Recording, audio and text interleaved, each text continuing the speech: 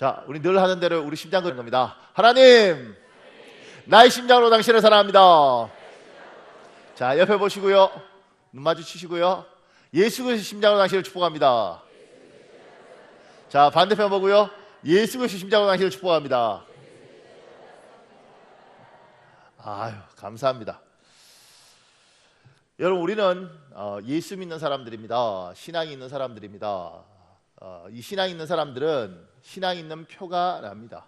그래서 우리가 식사할 때도 우리는 항상 기도하고 밥을 먹죠. 그래서 사람들이 보면 저 사람들은 예수 믿는 사람이구나 눈에 딱 띄입니다. 주일이 되면 요새는 많이 사라졌지만 성경을 항상 들고 교회를 옵니다. 요새는 다 스마트폰 보는 시대가 됐는데 성경 들고 교회 오고, 주일이 되면 양복 입지 않던 사람들도 양복을 입고 깨끗하게 교회를 오죠. 그래서 눈에 예수 믿는 사람들은 행동이 딱 띕니다. 행동뿐만 아니라 말도 표가 납니다. 무슨 말하면 은혜 많이 받았습니다, 이런 말들은 예수 믿는 사람들만 하는 거죠. 로또 맞고 재수 이러지 예수 은혜 많이 받 이런 말 안 한다고요. 그리고 밥을 살 때도 그냥 사는 것보다는 보통은 세상 사람들은 내가 오늘 쏜다 이러지만 우리는 제가 오늘 섬기겠습니다 이런 말들을 하죠. 적응이 안 되시죠? 잘 안 되니까. 옛날 차범근 감독 월드컵 감독할 때인가요? 승리할 때마다 하나님께 이 모든 영광을 돌립니다 이러다가 박살이 났어요. 우리는 그런 말들을 합니다. 세상 사람들은 영광을 돌릴 데가 없습니다. 그죠? 그러니까 이런 것들을 우리가 합니다. 왜 우리가 그렇게 사느냐면 이 세상 사람들은 기준이 여러 가지가 있지만 우리는 성경을 우리의 삶의 기준으로 합니다. 그래서 이 성경을 항상 우리 머리에 얹고 이 성경을 따라서 우리 머리가 생각을 하는 거죠.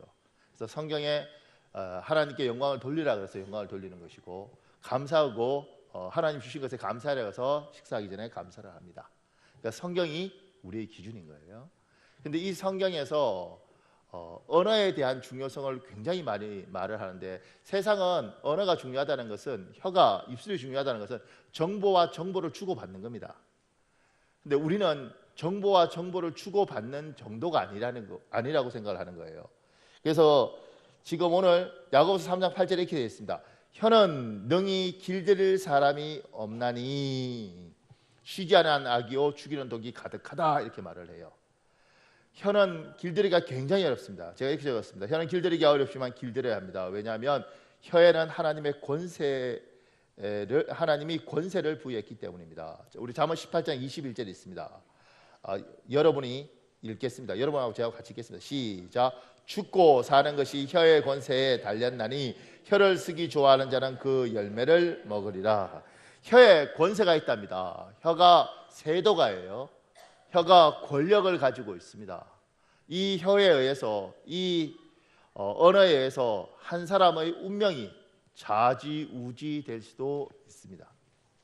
특히 우리 교회는 이제 한국 교회는 여자들이 많아요. 그런데 우리 교회는 남자 성도들이 생각보다 굉장히 많습니다.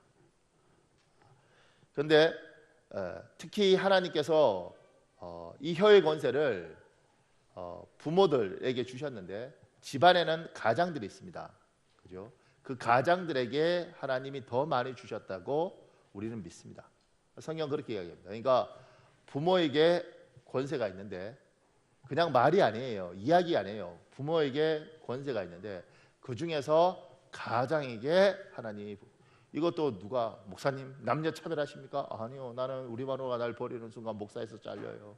그러니까 난 절대 남녀를 차별하는 게 아니라 하나님이 원하는 가정, 하나님 원하는 가정은 가장이 제대로 서 있는 가정, 그리고 그 아버지가 아버지의 권위를 가지고 일을 하길 하나님 원하세요. 이건 군림하라는 게 아니라 아버지의 역할이 있다는 거예요. 하나님이 가장에게, 엄마에게도 주셨지만 가장에게 혀의 권위를 주셨습니다. 그러니까 여러분이 그냥 이야기인 줄 알고 뱉은 말이 아이의 인생을 좌지우지할 수 있는 권세를 하나님 부여하셨습니다. 작년인가요? 작년인지 올해인지 잘 모르겠지만 영화가 있습니다.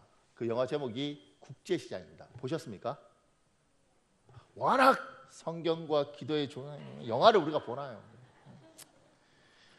하여튼 거룩한 교인들하고 있다 보면 목사가 아주 이상해요. 왜냐하면 영화도 나만 보고 텔레비도 나만 보는 것 같아요. 국제시장은 부산에 있는 시장입니다. 그 국제시장에 꽃분이라는 가게가 있답니다.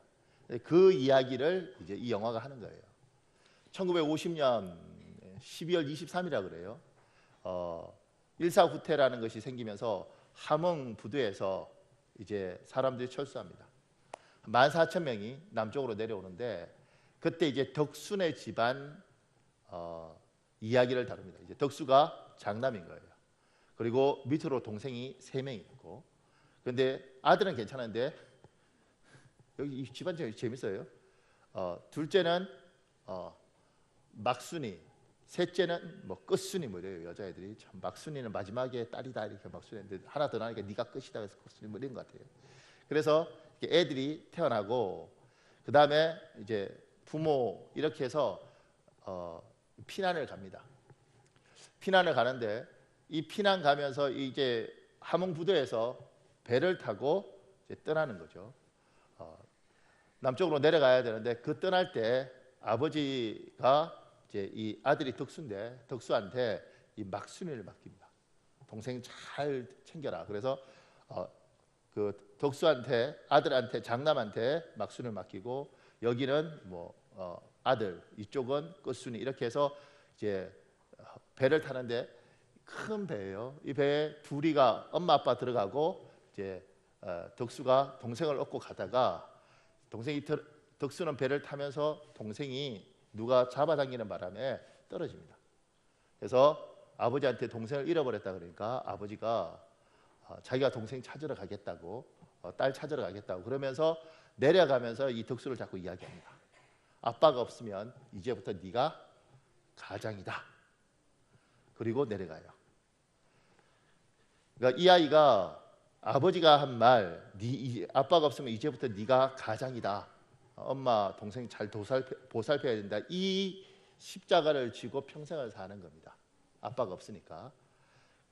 아버지가 돌아오길 바라면서 그렇게 살면서 동생들 키우기 위해서 구두 닦기 하고 나중에 파독 광부라 그러지 않습니까? 독일의 광산에서 석탄 캐는 일들을 하기 위해서 한국 사람들이 거기 광부로 가는데 그 파독 광부에 지원해서 갑니다. 가서 깽이 무너지면서 거의 죽을 뻔한 것들을 살아서 나오고 그렇게 해서 동생을 대학교 보내고 여동생도 대학 보내고 집을 삽니다. 그리고 거기서 나와서 막내가 끝순이 시집을 보내기 위해서 동생 시집 보내기 위해서 다시 베트남 전쟁에 자원 물자 되는 그걸로 들어가서 끝순이를 위해서 시집갈 여비를 마련하고 그러다가 이제 총을 맞아서 다리에 절개됩니다. 그렇게 평생 가족 뒷바라지를 하면서 자기 꿈은 선장이었는데 나중에 그렇게 힘들게 고학해서 해양대학교도 붙었는데 동생들을 위해서 다 포기합니다. 그렇게 힘든 인생을 쭉 살고 나중에 이제 영화 마지막은 그거예요. 가족이 다 모여서 같이 웃고 이렇게 행복한 시간을 보낼 때 자기가 자기 방으로 옵니다. 방에 오니까 아버지 사진이 있어요. 근데 아버지 사진을 보면서 그런 거예요. 아버지 제가 잘 살았지에 근데 제가 진짜 힘들었지에 뭐 이렇게 이야기를 해요. 그러니까 가장으로서 아버지가 그 말 이제부터 아빠가 없으면 이제부터 네가 가장이다. 그 말 하나가 십자가 돼서 평생을 그 운명이 가족을 위해서 그 다음에 동생들 공부시키는 거에서 평생을 헌신을 합니다. 이게 영화만 있는 게 아니라 제가 얼마 전에 어떤 목사님을 만났는데 그 목사님이 똑같은 일을 겪었더라고요. 이분은 태백 쪽 사람인데 강원도 아버지가 광부였다 그래요. 목사님이에요. 지금 이제 외국에서 한인 목회를 하고 있는 목사님인데 아버지가 광부였는데 이 광부였던 아버지가 깽이 무너지면서 굉장히 많이 다칩니다. 그래서 구해냈는데 다리를 제대로 못 쓰는 거예요. 그 아버지는 신세 한탄을 하고 이 태백에서 나와서 이 사람들이 도시로 나왔는데 도시로 나와서 살면서 아버지는 늘 술을 먹으면서 자기가 다리를 저니까 비관하고 뭐 돈도 못 벌러 가는 거예요. 그리고 엄마가 돈 벌러 갔다 오면 엄마가 내리는 그 버스 정류장에서 기다렸다가 졸면서 엄마 가방 들어다 주는, 그렇게 신세를 한탄하다가 이 아버지가 이제 돌아가셨다 그래요. 근데 돌아가시면서 이 목사님을 붙잡고 이렇게 말했답니다. 이제는 네가 가장이다. 그래서 이 목사님이 이 가족에 대한 그 굉장히 눌리는 것 같고 산 이야기들을 저한테 하더라고요. 말 한마디였죠. 아버지의 말 한마디, 이제 네가 가장이다. 그게 이 사람의 인생을 붙잡고 그 운명을 결정하는 겁니다. 말은 정보를 주는 선을 넘어서 하나님은 우리에게 말의 권세를 부여해 주셨습니다. 말이 권세가 있는 겁니다. 특히 가장의 아버지의 말은 자식에게는 굉장히 영향력과 파급력이 큽니다.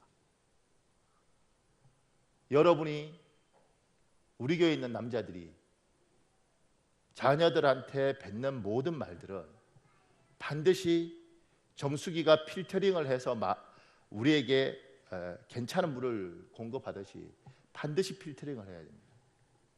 반드시 이것이 이 아이의 운명과 인생에 미칠 영향을 생각하고 내가 뱉는 말들이 권세가 있어서 잘못하면 이 아이 인생에 치명타를 매긴다는 것들에 대해서 명확하게 인식을 해야 됩니다. 나는 아무리 봐도 네가 내 새끼라는 게 이해가 가지 않습니다.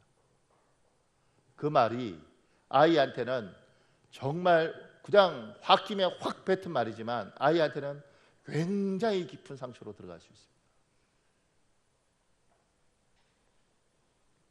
나는 너같이 사는 건 도저히 이해가 안 간다. 그 말 한마디가 애한테는 너무 힘들 수 있습니다. 여러분의 혀는 권위가 있습니다. 이 권위를 잘 사용하시길 예수님으로 축복합니다. 이게요, 말은 이 거리가 가까우면 가까울수록, 그리고 그 위치가 존경받으면 받을수록 이 파급 효과가 큽니다. 그러니까 엄마, 학교 선생님, 내 바로 위에 직장 상사, 특히 이분들을 존경하면 이분들이 여기 하는 말들은 영향이 굉장히 커요. 교회 중직들, 내가 존경하는 권사님, 내가 존경하는 안수집사님, 이런 분들이 뱉는 말들은 여기에 여파가 굉장히 큽니다. 왜냐하면 이 사람은 신앙생활을 이제 시작했고 여기를 존경하고 참 괜찮은 분이라고 생각하는데 이분이 뱉는 말들이 여기는 참 영향이 큽니다. 그러니 여러분이 뱉은 말에 이 사람 하나의 인생이 굉장히 부대낄 수 있습니다.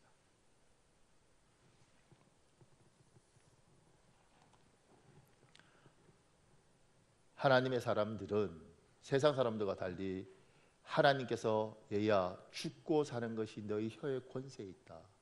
근데 이게 사랑하는 너의 아들을, 너의 딸을, 그리고 정말 네가 사랑하는 너희 후배에게 너무나 고통스러울 수도 있고 너무나 큰 짐을 줄 수도 있다. 그러니 네가 이 혀의 권세를 있다는 걸 인정을 하고, 특히 가장들은 그 여파가 크다는 걸 알고 말을 할 때 그 말이 미칠 그 엄청난 영향력을 생각하고 말을 해라. 하나님이 그렇게 말씀하고 계시다고 저는 믿습니다. 다시 한번 이 자리에 있는 모든 사람들은 이 권세를 잘 사용하고 사람을 살리는 데 쓰시길 예수님으로 축복합니다. 그런데 주님께서 이렇게도 말씀하십니다. 10절에 보면 한 입에서 찬송과 저주가 나오는도다. 내 형제들아 이것이 마땅하지 아니하니라 이렇게 있습니다. 우리 입에서 찬송하고 저주하고 같이 나오면 안 된다는 거예요. 그 말은 뭐예요? 찬송만 하고 저주는 하지 말라는 거예요. 하나님의 사람이면 하나님의 사람으로 그 혀의 권세를 잘 써서 하나님께 영광을 돌리고 사람을 살리는 데는 쓰지만 사람을 죽이거나 저주하는 데는 쓰지 말라고 이야기를 하는 겁니다. 그래서 제가 이렇게 적어놨습니다. 축복의 권세를 마음껏 사용하십시오. 혀에게 권세가 있다 그랬습니다. 이 권세를 뭐요? 축복의 통로로 마음껏 사용하라 그럽니다. 그래서 이렇게 적어놨습니다. 분명한 믿음을 자녀에게 심어 주십시오. 우리 시편 18장 46절에 있습니다. 여러분 읽겠습니다. 시편 18장 46절 시작.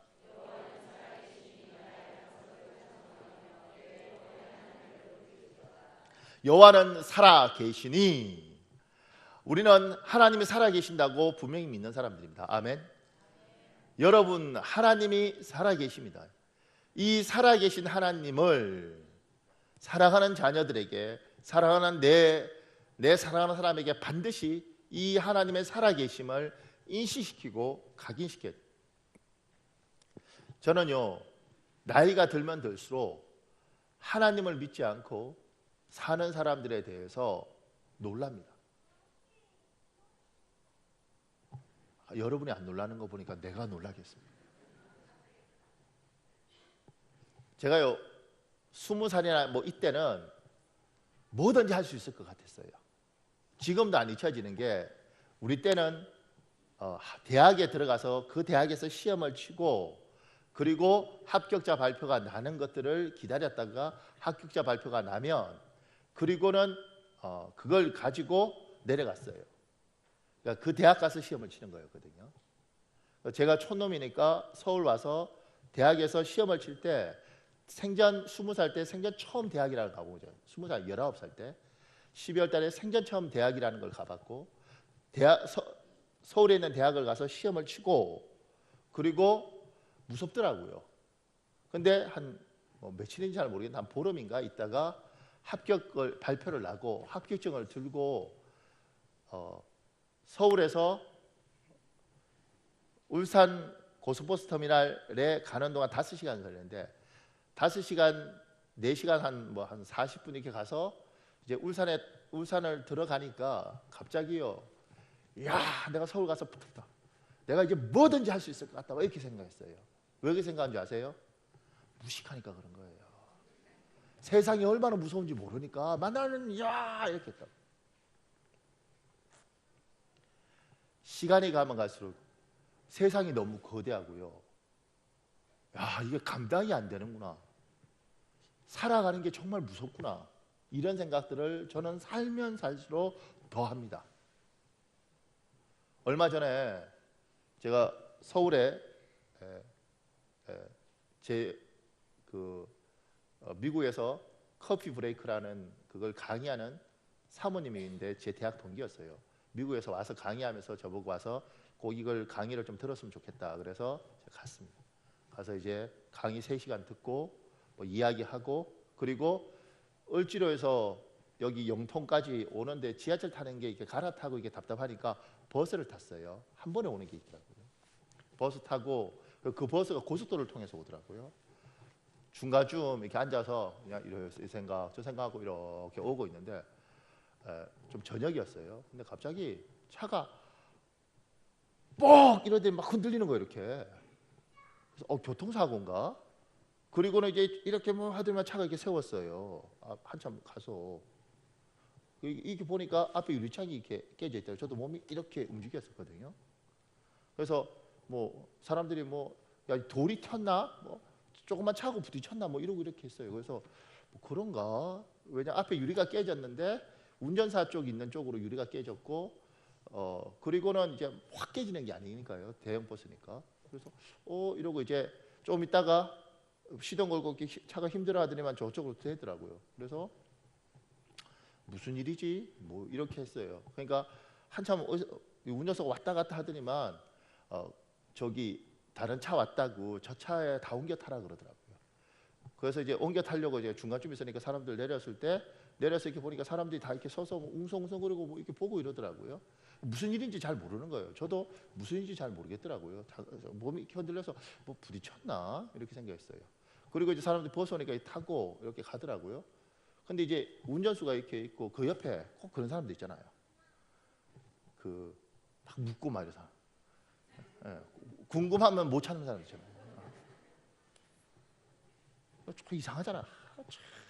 이러고 가는 게 아니고 내가 또 이렇게 옆에 썼어 이렇게. 예. 뭐 이야기를 하는데 뭐예요? 이렇게 묻더라고. 이 사람이 사람을 쳤어요 이러는 거예요. 또 야 원래 안 놀라는 사람이 놀라면 사람을 쳤어요. 그건 진짜 좀 놀랄 일이에요. 사람을 쳤어요. 이 사람 운전수가 막 진짜 뭐 인생 정말 막 괴롭다는 표정으로 막 그러더라고요. 그러면서 자기도 답답하니까 막 이렇게 쏟아내야 되는 거예요. 여자예요 이러더라고. 근데 대부분 몰라요. 그냥 탔으니까. 그 다음에 저도 이렇게 보는데 잘 안 보이다 멀리 있고 저 여자 저기 누워 있잖아요. 뭐 이러더라고요. 그러면서 여자 뛰어들었어요. 이러더라고요. 고속도로에 어떻게 여자가 뛰어드는지 잘 모르겠어요. 제가 생각할 때 그리고 이제 좀 있으니까 앰뷸런스 오고 뭐 이런 것 같더라고요. 우리는 버스를 탔어요. 제가 분명히 버스 타고 안전벨트 안 맸다 그랬어요. 매더라고. 사람이 매더라고. 그리고 가면서 이제 뭐 어떤 여자가 왜 뛰어들었는지 그리고 푹 부딪히면서 이 운전수는 얼마나 괴롭겠냐고. 그죠? 우리가 이렇게 운전하다가 뭐 고양이나 이런 거 개나 이런 거 쳐도 정말 힘들 텐데 여자가 아마 머리가 이렇게 이쪽으로 이렇게 자기 운전수 쪽으로 왔는 것 같아요. 왜냐면 그쪽이 깨졌거든요. 잠 자겠어요? 서울 지하철 이렇게 운전하는 분들 중에 지하철 뛰어들어서 죽는 사람도 있잖아요. 근데 그 기관사들이 정말 미치는 게 뭐냐면 갈 때 뛰어든다는 거죠. 이렇게 자살하기 위해서 뛰어들 때 자기하고 이쪽 뛰어든 사람하고 눈이 마주칠 때가 있다는 거예요. 이 기관사가 견딜 수가 없다는 겁니다. 우리는 이런 세상을 살아요. 아주 평탄하고 순탄하게 사는 사람들은 어떤지 모르겠지만 많은 사람들이 하루하루 고난과 세상의 거대함과 어떻게 될지 모르는 불안감을 가지고 살아요. 한국에만 있으면 그나마 안전하지만 바깥에 나가면 외국에 가면 더 심합니다. 위험이라는 건 곳곳에 도사리고 있거든요. 그런 세상을 우리가 살아가면서 하나님 없이 내가 뭐 그딴 건 내가 이렇게 말할 수 있다는 것 자체가 놀랍더라고. 어떻게 그렇게 살지? 아마 저도 예수님을 안 만나고 예수님 안 믿었으면 그렇게 살았을 텐데 정말 독하고 정말 강인하지 않으면 버틸 수 없을 것 같아요. 힘들 때 어떻게 버티겠냐고. 내 힘으로 버텨야 되는 거잖아요. 내 힘으로 살아남아야 되는 거잖아요. 이 엄청난 세상에 내 힘으로 살아남는다는 것이 얼마나 강하고 얼마나 독한 사람이면 그렇게 살겠냐고.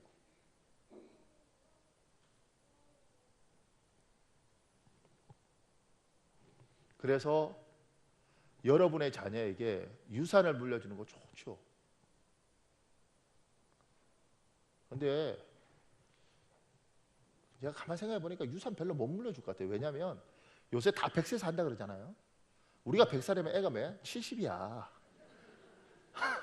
뭐 얼마나 갖겠어요.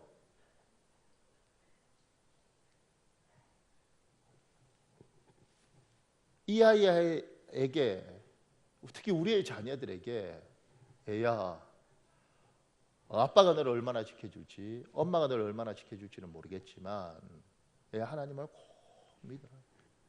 하나님을 꼭 붙들어라. 네가 힘들고 어려울 때마다 얘야 하나님은 살아계시다. 하나님의 살아계신 걸 분명히 알아라. 제가 우리 집 제가 풀 싫어합니다. 그래서 우리 집은 고기 좋아하는데 저희 아들들도 고기 좋아해요. 같이 맛있게 고기를 먹으면 제가 우리 큰아들한테 항상 그렇게 이야기를 합니다. 맛있냐? 네. 하나님 앞에 잘해라. 그 이야기를 합니다. 궁금하면 우리 큰아들한테 직접 물으셔도 됩니다. 누가 대표로 물어야지. 여러분 물으면 애 돕니다. 이 사람은 물으면 제가 항상 인식시킵니다. 하나님 앞에 잘해라. 나중에 교회에 잘하고 목사님들한테 잘하고 잘해라. 하나님이 없이 산다는 것이 얼마나 무서운데. 지금 제 세상 사람들 보면서 놀라는 거예요. 저 사람도 하나님 없이 또 잘 사는 것 같더라고요. 근데 혼자 얼마나 힘든 시간들을 버티겠어요.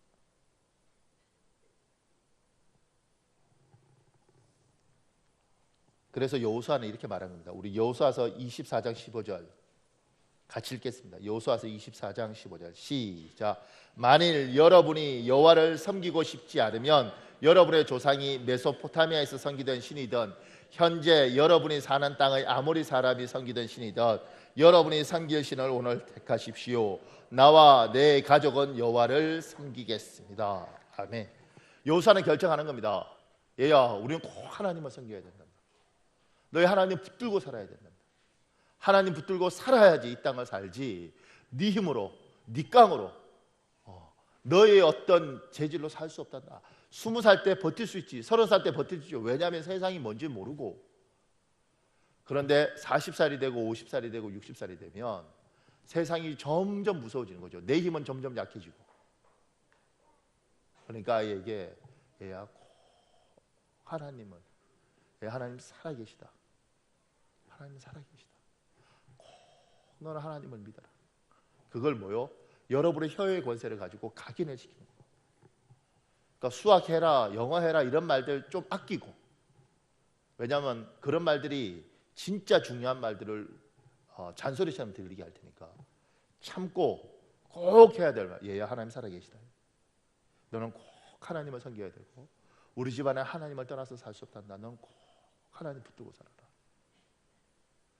이걸 가장들이, 부모들이, 그리고 여러분이 존경받는다면 여러분을 존경하는 여러분의 영향력이 큰 그 사람에게 꼭 전달했을 때 이 사람의 인생이 바뀌는 겁니다. 왜냐하면 내가 믿고 신뢰하는 저 사람이 이야기를 한 거잖아요.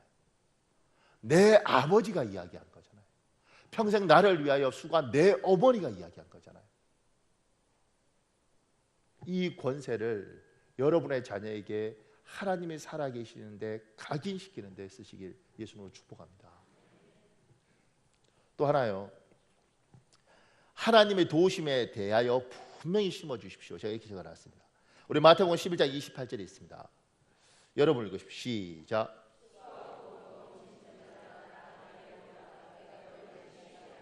아멘. 시편 121편 1절에서 2절에 있습니다. 우리 같이 읽겠습니다. 시작. 내가 산을 향하여 눈을 들리라. 나의 도움이 어디서 올까? 나의 도움은 천지를 지으신 여호와에게서로다. 아멘. 이 세상을 살 때 우리 아이들이 힘들고 지치고 어렵습니다. 우리도 역시 그렇고요. 그런데 하나님은 살아계실 뿐만 아니라 우리를 도우십니다. 제가 여기 글을 인용했습니다. 제가 이분 잘합니다. 제가 읽어드리겠습니다. 하나님 교회를 옮길 수 있도록 도와주십시오. 나는 교회 이전을 위해 기도했다. 그러던 중 어느 날 22살 먹었다는 새색시 하나가 찾아왔다. 결혼한 지 6개월 만에 소박을 맞고 친정에 와 있는 터였다. 얼굴은 어둡게 그늘져 있었고 자주 한숨을 쉬었다. 가끔 정신도 오락가락했다. 자매님, 하나님께 기도하세요. 마음의 평안을 주실 거예요. 나는 그녀를 데리고 경기도에 있는 오살리 금식기도원으로 갔다. 나는 그 자매를 인천에서 왔다는 젊은 자매 셋에게 잘 부탁하고 돌아오는 길이었다. 기도원에서 걸어나와 도로변 버스 정류장에서 불광동으로 가는 시외버스를 타기 위해 기다리고 있었다. 버스 정류장에는 미혼으로 보이는 한 자매가 가슴에 커다란 성경을 안고서 있었다. 기도원에 다녀오는 모양이구나. 그 자매도 나와 같은 버스에 올랐다. 우연히 같은 자리에 앉게 된 우리는 이야기를 나누기 시작했다. 기도원에 다녀오시나 보군요. 저는 목사입니다. 자매님은 어느 교회에 다니십니까? 예, 저는 간호사예요. 오스트리아 빈에 살지요. 교회를 다니는데 얼마 전에 성령 세례를 받았거든요. 너무 기뻐서 전도하고 싶은데 성경을 너무 몰라서 성경도 배우고 기도도 할 겸 휴가를 내어 이곳에 왔어요. 일주일 금식을 마치고 오늘은 대방동에서 양장점 하는 4,000원 일을 전도하려고 이렇게 나섰어요. 내가 목사라는 말에 그 자매는 몹시 반가워했다. 가는 내내 궁금했던 성경에 대해 이것저것 물었다. 순수하고 마음이 좋은 아가씨였다. 우리는 서울의 시경 앞에서 함께 내렸다. 이제는 서로 각기 가야 할 방향이 다르니 각각 다른 버스로 갈아타야 했다. 그럼 전도 열심히 하십시오. 빈으로 편안히 돌아가시고요. 내가 자매에게 먼저 인사를 했다. 저 목사님, 시간 있으시면 저를 이 주소로 좀 데려다 주시면 안 될까요? 제가 지리를 잘 몰랐어요. 워낙 믿음이 좋아 보이는 자매의 부탁인지라 주님이 시키는 일이라고 생각하고 주소를 따라 목적지에 함께 갔다. 그런데 그 4,000원이는 일주일 전에 어디론가 이사를 가고 없었다. 어쩌지요? 목사님, 어렵게 여기까지 왔는데 그냥 갈 수는 없고요. 목사님께서 사역하고 계시는 교회를 꼭 한번 보고 싶어요. 자매는 우리 교회에 같이 가보고 싶다며 따라 나섰다. 나는 식사 시간이 다 된 터라 그 자매를 데리고 우리 집으로 갔다. 수돗물도 나오지 않아 지하수를 펌프질해서 사용하고 있는 단칸방에서 아내가 지어준 저녁 식사를 함께한 후 저녁 8시 기도회에 함께 참석했다. 그때는 마침 우리 교회가 40일 작정 기도회를 갖고 있었다. 그날 밤 말씀을 전하고 통성으로 기도할 때 그 자매는 눈물, 콧물을 펑펑 흘리며 많이도 울었다. 그리고 자신이 지니고 있던 팔찌, 손목 시계까지 모두 하나님께 바쳤다. 그리고 오스트리아의 비누로 갔다. 얼마 후 편지 한 장이 날아들었다. 외환은행에 가서 돈을 찾으라는 내용이었다. 눈만 감으면 술집들 사이에 서 있는 판잣집 관악교회가 나타나 괴로웠습니다. 시집을 가기 위해 오스트리아에 온 다음부터 모아둔 결혼 자금을 보냅니다. 관악교회 이전을 위해 써주십시오. 당시 돈으로 150만 원을 보냈다. 1975년의 일이었으니 이 돈이면 처녀가 시집갈 때 드는 결혼 비용이었다. 나는 눈물을 흘리며 편지를 읽어 내려갔다. 아하방을 피해 동굴 속에 숨어서 기도하던 엘리야에게 까마귀를 통해 필요한 떡과 고기를 공급해 주신 하나님께서 상한 갈대 같고 꺼져가는 심지 같은 관악교회를 위해 까마귀를 보내주신 것이었다. 이 자매 이름은 최선옥이다. 결혼 자금 전부를 내놓은 최선옥 자매 이야기를 할 때마다 사람들은 그녀가 과연 그 다음에 어떻게 시집을 갈 수 있었는지를 궁금해한다. 최선옥 자매는 2년 후 다시 휴가를 내어 나를 찾아왔다. 그리고는 대뜸 나를 향해 이렇게 말했다. 목사님께서 저 시집 보내주셔야 해요. 나는 마음속으로 야단났다고 생각했다. 그러나 나는 믿음을 가지고 자매에게 말했다. 우리가 언제 약속하고 만났습니까? 버스 안에서 만나게 하신 분이 하나님이라고 믿습니다. 자매님의 남편감도 오다 가다 버스 안에서 만날지 누가 알겠습니까? 자매는 웃는 낯으로 돌아갔다. 그런데 정말 최선옥 자매는 그날 돌아가는 버스 안에서 신랑감을 만나게 되었다. 가는 길에 우연히 한 남자와 자리를 같이 앉게 되고 이야기를 하게 되었다고 한다. 그 당시 대림 산업에서 근무하고 있던 미스터 양이라는 젊은이였는데 대화를 하며 둘이 한눈에 반해 결혼을 하게 되었다. 미스터 양은 아현감리교회에서 성가대원으로 봉사하고 있는 장래가 촉망되는 신실한 젊은이였다.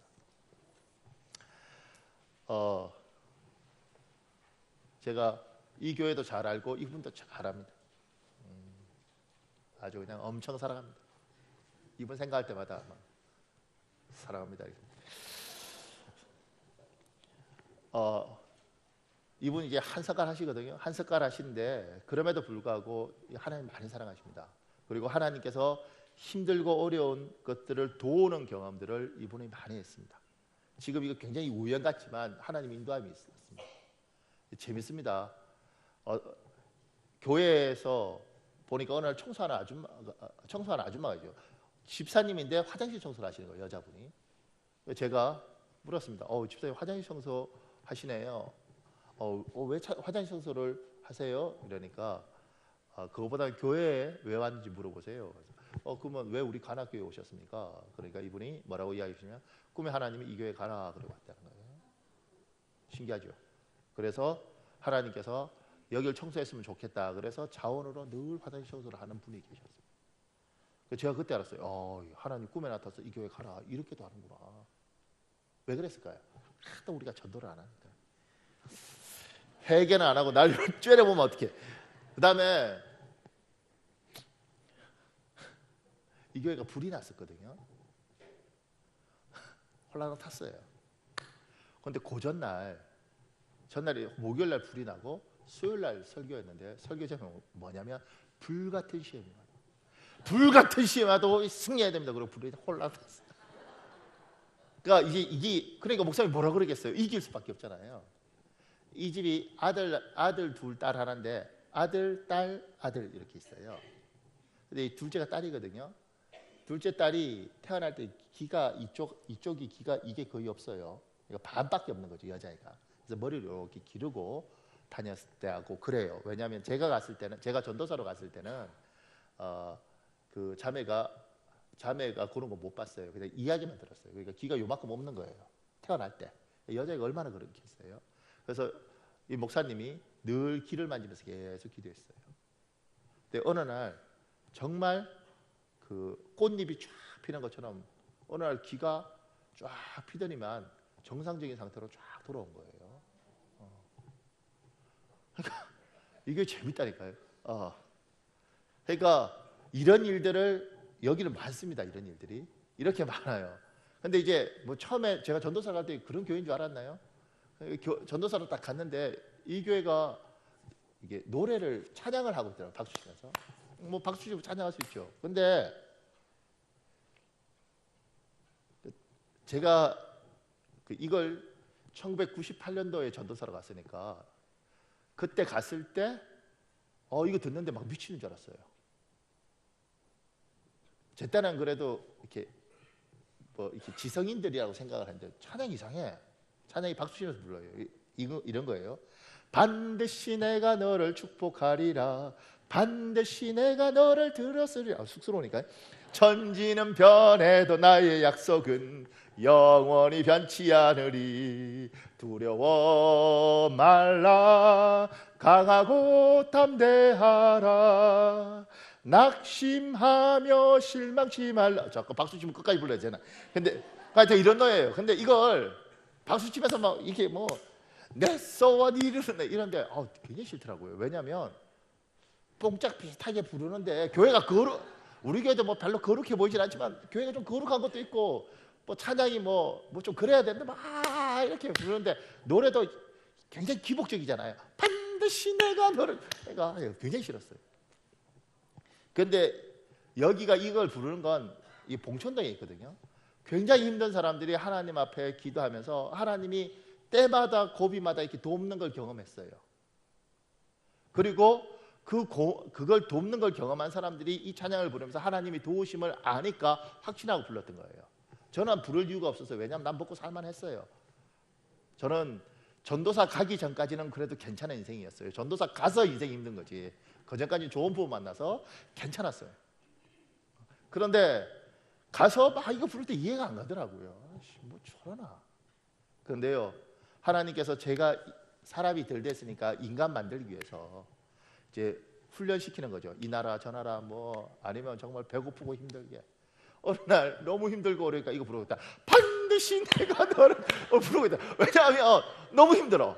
난 죽어서 천국 간다는 걸 믿어요. 그죠? 그런데 저희 집안이 제가 보니까 아버님 쪽도 그렇고 어머님 쪽도 그렇고 이게 이모들 그리고 지금 삼촌들 이렇게 보면 다 살아 계시거든요. 그러니까 장수하는 집안이에요. 아멘 안 해서 상관없습니다. 내가 장수하겠다는데 집안이. 그런데 하여튼 우리 집안이 장수하는 집안이에요. 그러니까 죽어서 천국 가는 거는 가는 거고 이 땅 살아야 될 거 아니에요. 천국을 보상받고 이 땅에서 죽도록 고생하고 살아요. 나 싫어요. 이 땅에서 하나님께서 이 땅에서도 좀 나는 행복하게 살고 싶고 죽어서도 천국 가고 싶어요. 그러니까 이 땅에서 여러분들 중에 목사님 천국이 소중하죠. 이 땅에서는 십자가를 해서 죽도록 할렐루야 네 믿음대로 되라. 나는 그러기 싫어. 나는 이 땅에서 복음을 위해서 하나님이 고생하라면 어떡하겠어요. 여러분 중에서도 여러분이 복음을 위해서 제가 이 말 할 때 나는 이제 자신 있어요. 그렇다면 복음을 위해서 고생하라면 어떡하겠습니까? 그런데 웬만하면 하지 마세요. 이럴 때 누가 목사님 복음을 위해서 우리가 십자가를 나는 선교사로 2년 중국에서 2년 내 4년을 생 고생을 하면서 살았습니다. 여러분 중에 4년 인생 헌신한 사람 없을 거 아니에요. 나 4년 동안 필리핀에서 정말 비참하게 밥 먹으면서 살았어요. 중국에 있을 때는 조선족 성도도 있었거든요. 목사님한테 귀한 걸 준다고 뭘 하나 들고 왔어요. 이렇게 비닐에 꼬치를 딱 주더라고. 목사님 이거 요새 구하기 어렵다고 중국에서도 꼭 먹어야 된대. 뭐냐고 물으니까 풍뎅이래. 내가 그 풍뎅이 먹은 거 아니오. 어떻게 요새 중국에서도 구하기 어렵다고. 씹는데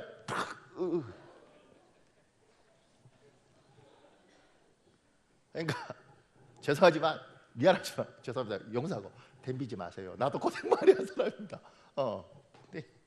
풍뎅이만 먹었나요? 필리핀에 있을 때는 발룻이라고 있습니다. 이렇게 달걀 요만한 건데 요거 달걀이 이렇게 있거든요. 톡톡톡 해서 여기 딱 깨면 여기에 뼈가리가 모가지 이렇게 들고 이렇게 있어요. 불이 다 있어. 눈도 깜빡깜빡하고. 그거 먹어야 돼. 그거 먹어야 필리핀 애들이 그때부터 친구 삼아줘요. 이렇게 하는 순간 땡이에요. 잘 먹습니다. 발로. 그러지 마세요. 처음 먹을 때 나 눈 감고 막 어두운 밤에 먹었어요. 그러니까 나 힘들게 하지 마요. 나 고생 많이 했어요. 귀한 집에 자라서 얼마나 고생을 많이 했는지 몰라요. 그러니까 힘들고 어려우니까 이 땅에서 나 그렇게 살기 싫더라고. 예수 믿는데 내 얼굴에 은혜가 좀 흘러야 될 거 아니겠습니까? 사람들이 뭐 딱 저 얼굴 너무 좋은데 왜 좋아? 예수 믿고 참 은혜가 흘러 이렇게 가야지. 예수 믿고 맨날 전부 이렇게 살기 싫어요. 훈련 받을 때 이를테면 배고픔이 뭔지 뭐 교만하니까 겸손하기 위해서 훈련 받는 건 오케이. 한 2년 뭐 이렇게 고생하는 건 괜찮은데 20년 고생하는 건 너무하잖아요. 그렇잖아요. 그러니까 사랑하는 여러분, 우리 교회 새신자로 오는 많은 사람들은 바깥에서 시큰 연단 받고 여기서 복 받으시길 예수를 축복합니다. 아이고 참나. 아멘 했죠? 여러분 복음에서 십자가 지시길 예수를 축복합니다. 안 하지? 참! 아이고 주여. 알고 있었지만 확인하니까 굉장히 슬픈데. 보세요. 이 땅에서 사람은 고생하고 싶잖아요. 그리고 저도 힘들었지만 때마다 도우시는 하나님을 끊임없이 경험했어요. 우리 아이들에게 우리가 얼마나 살지는 모르겠지만 우리가 떠나면서 얘야 하나님이 꼭 너를 지킬 것이다. 하나님이 꼭 너를 도울 것이다. 수고하고 무거운 짐을 졌니 반드시 하나님께서 내가 너를 쉬게 하리라고 이야기한단다. 얘야. 이걸 누가 말을 해요? 나를 낳아준 부모, 나에게 아무것도 바라지 않고 기저귀와 분유를 먹이고 젖을 먹이고 옷을 사주고 그 부모가 이 혀의 권세를 가지고 기뻐해야 되는 거예요. 하나님은 살아계시단다. 그 하나님이 반드시 너를 축복할 것이단다. 왜냐 우리 기독교는 끝이 좋은 종교니까 반드시 너를 기억할 거라. 사랑하는 얘야 힘을 내라. 그리고 꼭 하나님 붙들고 살아라. 그래서 우리 죽어서 천국에서 꼭 만나자. 이걸 누가 해야 되냐면 부모가, 특히 가장이, 아버지가 해야 됩니다.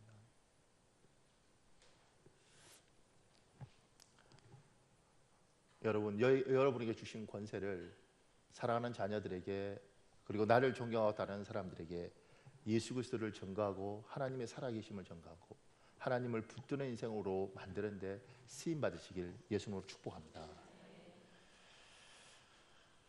제가 또 하나 이렇게 할 말이 있는데요. 우리가 여기 9절에 이렇게 되어 있습니다. 이것으로 우리가 주 하나님을 찬송하고 또 이것으로 하나님의 형상대로 지음받은 사람을 저주하나니 이렇게 있어요. 우리는 이렇게 혀를 쓰지만 세상은 악한 것들은 이 혀를 악하게 씁니다. 저주하는 데 씁니다. 사람을 죽이는 데 써요. 그러니 여러분들이 어떻게 했냐면 분별해야 되는 거예요. 우리 욥기 34장 3절에 있습니다. 같이 읽겠습니다. 욥기 34장 3절 시작. 입이 음식물의 맛을 분별한 같이 귀가 말을 분별하느니라. 우리 입이 음식 먹으면서 짜다 맵다 쓰다 하는 것처럼 귀가 말을 분별하는 겁니다. 제가요 사람들이 무슨 말을 하면 참 잘 들어주는 사람입니다. 3시간도 들어주고 4시간도 들어주고 내가요 가장 많이 들어줬던 건 6시간을 들어준 적도 없어요. 6시간 동안 일방적으로 이야기하고 난 들었어요.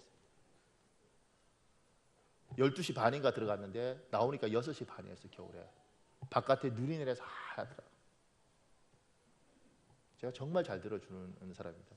횟집에서 그분이 회 사준다 그러고 불러서 회 먹으러 갔는데 그분은 하나도 안 먹고 나는 회를 먹다가 처음에는요 이렇게 앉아서 듣다가 나중에 너무 허리가 아파서 집사님 미안합니다 그리고 등을 기댔어요. 나중에는 도저히 안 돼서 집사님 나 조금만 이렇게 누웠어. 근데요 이분이 계속 이야기하더라. 나중에 여자 집사님입니다. 나중에 이렇게 누워서 이러고 이야기 6시간. 그리고 그분이 이렇게 말했어요. 목사님 이제 3년 동안은 목사님하고 더 이상 이야기 안 해도 견딜 수 있을 것 같습니다. 왜냐하면 담임 목사님 못 만나니까 그 교구 담당이니까 저한테 이야기한 거예요. 제가 그 말 들으니까 3년 후에 다시 보겠다는 거잖아. 그래서 제가 유학 가버렸어요. 진짜 힘들더라고요. 근데 제가 하면 잘 들어요, 사람 이야기를. 그리고 의외로 잘 믿더라고요. 사람이 무슨 말 하면 100%다 믿어요. 근데 이제 하나님이 저한테 가르치시는 거죠. 그러다 보니 이 사람들 말 중에 저주의 말들, 사람을 죽이는 말들이 있더라고.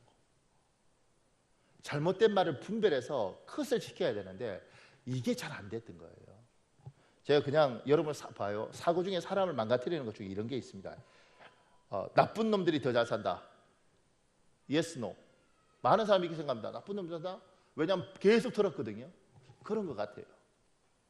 나쁜 놈은 크고 좋은 침대를 살 수 있습니다. 그런데 잘 잘지는 모르겠습니다. 나쁜 놈이 큰 집은 살 수 있습니다. 근데 그곳에서 행복한지는 모르겠습니다. 큰 집, 진짜 으리으리한 집에 살면 어때요? 행복할 것 같아요? 지금부터 20년도 더 됐죠. 그런데 20년 전에 제가요, 서초동에 가면 롯데 빌리지라는 게 있습니다. 지금도 있을지 모르겠는데 있습니다. 그러니까 지금은 점점 더 좋아졌지만 거기는 이렇게 앞에 경비가 하나 있고 빌라가 3채 정도 아니면 4채 정도 있어요. 그래서 이 게이트 들어가면 각자 따로 집이 이렇게 있다고요. 이렇게. 그때 이제 비리로 있던 뭐 이건 뭐 고검장 집 이런 데가 있었어요. 내가 그런 데를 왜 하느냐면 내가 거기에 과외하러 다녔어요. 내가 이런 사람인데. 그런데 그런 데는요 다 있고 지금은 CCTV 많지만 그때 CCTV 다 달아놔요. 그리고 그냥 새창살 이런 거 다 만들어 놓고도 불안하니까 그 유리병 깨서 다 이렇게 해놨어요. 그러니까 깨끗한 집인데 새창살만 있으면. 근데 유리병을 깨서 이렇게 해놔서 지저분하더라고. 근데 왜냐하면 불안하니까 그렇게 하는 거예요.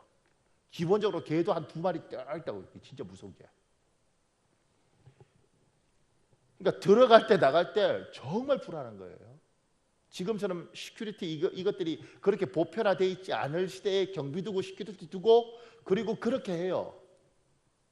발 뻗고 자겠어요? 제가 오늘 설교하다가 까먹고 있었는데 설교하다가 제가 전도사 때 우리 집에 도둑놈이 왔어요. 이 나쁜 놈의 새끼가 집을 다 뒤지고 아무것도 안 가져갔어요. 그게요 차라리 가져가는 게 나아. 왜냐하면 자존심이 얼마나 상한지 몰라. 집사람한테 여보 도둑이 들었네. 그리고 막 뭐 잃어버린 거 없어 그러는데 우리가 생각해도 가져갈 게 없어요. 뭘 가져가겠어 전도사 집에. 근데 그거 말고도 도둑놈이 몇 번 들어왔었거든요. 그러니까 도둑놈들이 참 눈도 없어. 그때뿐만 아니라 뭐 하여튼간 제가 포항에 있을 때도 우리 집에 또 도둑놈이 들어왔어요. 가져간 게 없어. 비참해.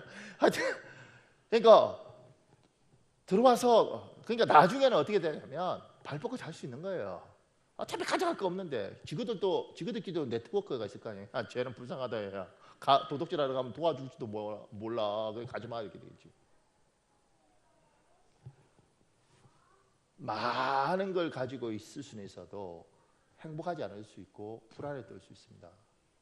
나쁜 놈이 더 잘 산다고요? 하나님이 이렇게 말해요. 로마서 12장 19절에 이렇게 했습니다. 내 사랑하는 자들아 너희가 친히 원수를 갚지 말고 하나님의 진노하심에 맡기라. 기록되었을 때 원수 갚는 것이 내게 있으니 내가 갚으리라고 주께서 말씀하시니라.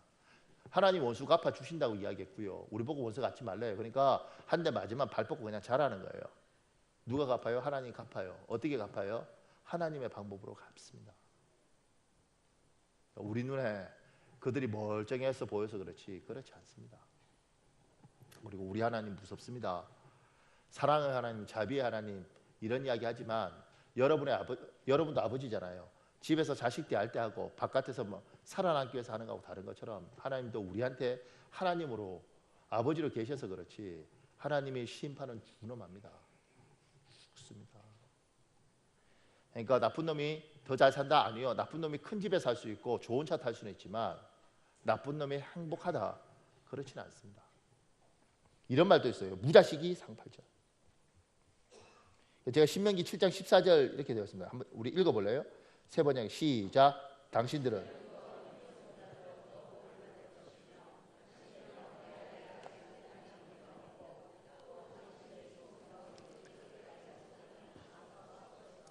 당신들 가운데 아이를 낳지 못하는 남녀가 없고, 이게 뭐냐면 축복받으면 이렇게 된다는 거예요. 저도 애 없이 혼자 책 보고 공부하고 내 인생 내가 즐기면 행복할 거라고 생각하고 젊은 날부터 살았고, 뭐 이를테면 그러니까 바깥에 가서 공부할 때도 처자식 때려놓고 혼자 공부해도 괜찮았어요. 제가 사람이 되는 건지 은혜를 받는 건지 늙어가는 건지 잘 모르겠지만, 또 설교를 하나님 이렇게 하게 하시면서 그거 다 속는 겁니다. 무자식이 상팔자. 제가요 한 3년 전인가 우리 가족들한테, 제가 원래 가족 여행 이런 거 정말 싫어하는데 제가 이렇게 설교를 하다 보니, 자 우리도 남산 타워도 한번 보고 청계천도 구경 가자. 그래서 저, 우리 사모, 그다음에 저희 모치, 그리고 우리 아들 넘버 1, 2, 3 그 6명이 차를 타고 이제 서울로 갔어요. 서울로 가는데 그때까지 이제 우리 교회는 스타렉스 2대인가밖에 없었으니까 그거 타고 이제 가는 거예요. 가는데 그날 비가 오더라고. 비가 오니까 차가 밀리잖아요. 서울이 또 얼마나 빡빡해요. 비가 오는데 차가 밀리는데 내비게이션이 말을 안 들어요. 그러니까 서울이 답답하지 굉장히 짜증 나더라고요. 막 그 상태에서 우리 큰 놈과 둘째 놈이 싸움이 붙었네. 밀폐된 공간에. 근데 그걸 할머니가 보고 있을 수 없잖아요. 그래서 할머니가 또 그것도 경상도 할매가 셋이서 막. 근데 우리 막내가 오줌이 마렵대. 싸야겠대. 그걸 우리 사모가 참아라 조금만 해. 차 밀리죠, 비 내리죠, 내비게이션 말 안 들어서 길 모르죠, 잘 안 보이는데 큰 놈 두 놈 싸우는데 거기다가 할매가 한 소리 하고 애 오줌 누겠다고 막 짜증내고 거기다가 사모 참으라 그러고 막. 제가 핸들 딱 뜨고 있다가 문 딱 열고 니들끼리 잘 살아라. 그리고 나 그냥 진짜 나가서 어디 가고 싶더라고. 그 생고생해서 뭐죠? 대림동인가 뭐 신당동인가 거기에 마복리 할머니 떡볶이를 또 먹으러 가서 또 떡볶이를 이제 뭐 유명한 집이니까 그래 가족끼리 먹자 그러는데 우리 둘째는 또 안 먹는다고 또 저기에서 비 맞으면서 서 있고 아주 가져. 아우. 근데요, 누워서 이렇게 있으면 그게 짜증나고 막 그 순간이지만 참 웃기기도 하고 행복한 순간입니다. 무자식이 상팔자가 아니고, 무자식 상팔자 입장 다 바꿔볼래요? 나 혼자 처자식 없이 뭐 결혼도 안 한 거예요. 무자식 상팔자니까 혼자 비 오는 날에 내비게이션 고장 나고, 그게 남산타워 간다고 이게 그래서 남산타워 가서 혼자 나 비 내리는데 거기서 커피 한 잔 먹으면서 인생이 뭐냐, 혼자 마복님 떡볶이 가서 1인분만 주세요. 1인분 안 팔잖아요. 2인분 주세요. 다 먹지 못하는 거 꾸역꾸역 먹으면서 다른 가족들 웃을 때 혼자 셀카 찍으면서 막. 그게 행복이라고요. 속지 마십시오. 이 세상에 악한 것들이요 이상한 이야기를 많이 해요. 우리 둘째가 그러더라고요. 아빠 인생이 힘들대. 중학교 1학년짜리가 어렵대 인생이. 공부도 힘들고 막 힘들대. 제가 이렇게 말했어요. 얘야 네가 얼마나 복 받은지 아니? 그래서 복 받았다고 생각하겠어요? 얘야 중국 사람들 지금 평균 월급이 50만 원, 태국 사람 평균 월급이 30만 원, 미얀마, 필리핀 대학교 졸업하고 평균 월급이 15만 원. 네가 휴대폰 비가 3만 5천 원. 네 피아노 학원 비가 13만 원. 두 개 합치면 16만 5천 원. 네 먹는 데 들어가는 것, 네 게임비. 얘야, 내가 잘은 모르겠지만 태국 사람 잘 들어갈 때는 네 교복 맞추고 이럴 때는 중국 사람 월급이 니한테 다 들어간단다. 근데 우리 둘째는 또 조금 약간 엉뚱하거든요. 그렇군요. 제가 복을 받았군요.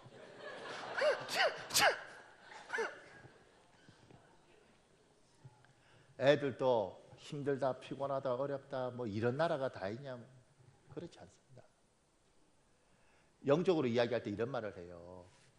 우리의 심령이 있다는 겁니다. 어떤 분이 그렇게 이야기해요. 이거 믿어야 될지 말아야 될지 모르지만 이게 있는데, 이 말의 권세가 있다고 하지 않습니까? 이 권세가 우리들한테 부정적이고 뭐 이런 말들이 깊이 이 큰 아라비아 금처럼 깊이 날 두꺼운 것처럼 이게 쭉 들어오는 거예요. 잘못된 생각이.